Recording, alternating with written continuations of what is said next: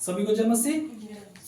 हम परमेश्वर का धन्यवाद देते हैं कि खुदा ने आज अपने कलाम से हमें कुछ सिखाने के लिए नियुक्त किया है। आइए हम जो कुछ सीखेंगे वो एक दूसरे के साथ साझा करते हैं।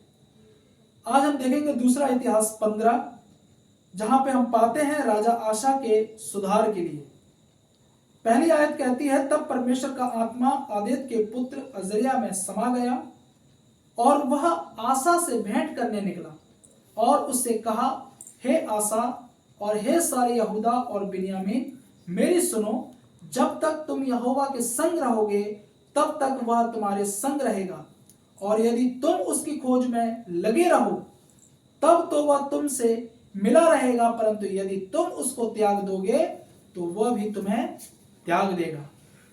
बहुत दिन इज़राइल बिना सत्य परमेश्वर के और बिना सिखाने वाले याजक के और बिना व्यवस्था के रहा, परंतु जब जब वे संकट में पड़कर इज़राइल के परमेश्वर यहोवा की ओर फिरे और उसको ढूंढा, तब तब वह उनको मिला।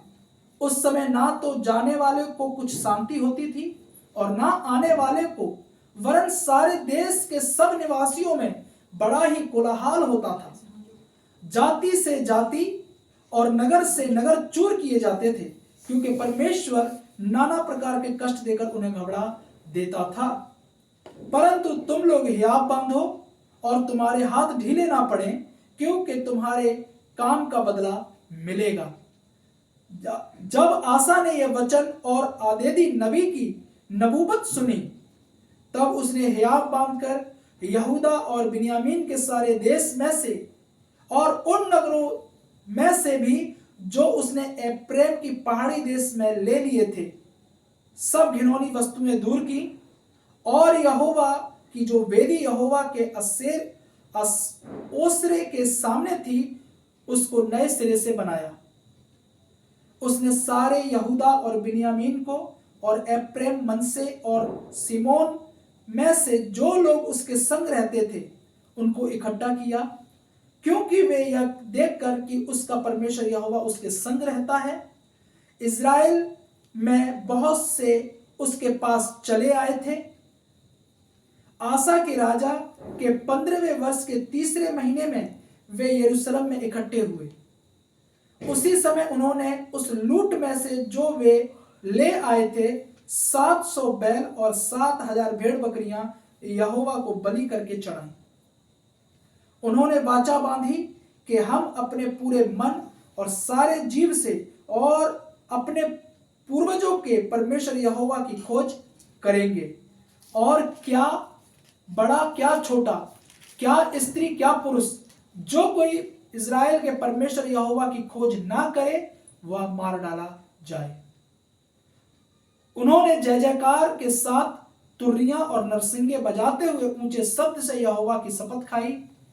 यह शपथ खाकर सब यहूदी आनंदित हुए, क्योंकि उन्होंने अपने सारे मन से शपथ खाई और बड़ी अभिलाषा से उसको ढूंढा, और वह उसको मिला, और यहोवा ने चारों ओर से उन्हें विश्राम दिया। आशा राजा की माता माका, जिसने असेरा के पास रहने के लिए एक घिनौनी मूर्त बनाई, उसको उसने राजमाता के पद से उतार दिया, और आशा ने उसकी मूर्त काटकर पीस डाली और केंद्रोन नाले में फूंक दी। ऊंचे स्थान तो इजरायलियों में से ना ढाए गए, तो भी आशा का मन जीवन भर निष्कपट रहा। उसने जो सोना चांदी और पात्र उसके पिता ने अर्पण किए थे और जो उसने आप अर्पण किए थे, उनको परमेश्वर के भवन में पहुंचा दिया। राजा आशा के राज्य के 15वें वर्ष तक फिर लड़ाई ना हुई। माफ करें, राजा आशा के राज्य के 35वें वर्ष तक फिर लड़ाई ना हुई। 35 साल तक राजा आशा के राज्य करने के दौरान कभी लड़ाई नहीं हुई। कारण क्या था? क्योंकि राजा आशा ने परमेश्वर के भक्त नबी की बातों को सुना, क्योंकि वो जानता था कि नबी जो बोल रहा है वो अपने आप से नहीं बोल रहा, वो परमेश्वर की आत्मा उसके द्वारा उससे बातें कर रही है। और उसने नबी के शब्दों को सुना और अपने जीवन में लागू किया और अपने लोगों को यह आदेश दिया कि कोई भी क्यों ना हो परमेश्वर के विरोध में कोई काम नहीं करेंगे। हम सब मिलकर परमेश्वर को खोजेंगे, परमेश्वर के विरोध में नहीं जाएंगे। और जो परमेश्वर के विरोध में गए थे वो खुद आसा की अपनी दादी थी।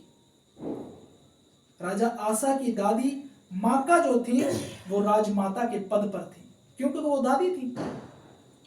पर जब राजा आसा ने जब परमेश्वर के वचन को सुना तो उसने अपनी दादी को राजमाता के पद से हटा दिया और उनकी खड़ी हुई मूर्त को, उस असेरा देवी की मूर्ति जो उसने बना के रख के जो उसकी दादी पूजती थी, उस मूर्ति को उसने टुकड़ा टुकड़ा करके उसे आग में जला दिया। उसने मंदिर में उन सभी वस्तुओं को भी रख दिया जिन्हें उसके पिता ने और उसने स्वयं अर्पित किया था। उसने शासन के 35 वर्ष तक किसी युद्ध को नहीं देखा, क्योंकि उसके शत्रुओं को दंड कौन देता था? स्वयं परमेश्वर। क्यों? क्योंकि वो परमेश्वर का खोजी था, परमेश्वर के वचन के अनुसार चलता था। याद रखो, अगर आप परमेश्वर के प्रति वफादार रहोगे तो परमेश्वर आपके प्रति वफादार है। आप अगर परमेश्वर के आज्ञाकारी बने रहोगे तो परमेश्वर आपके सताने वालों को घुड़केगा। सो परमेश्वर के वचन पढ़े जाने और सुने जाने पर आशीष हो। आमीन।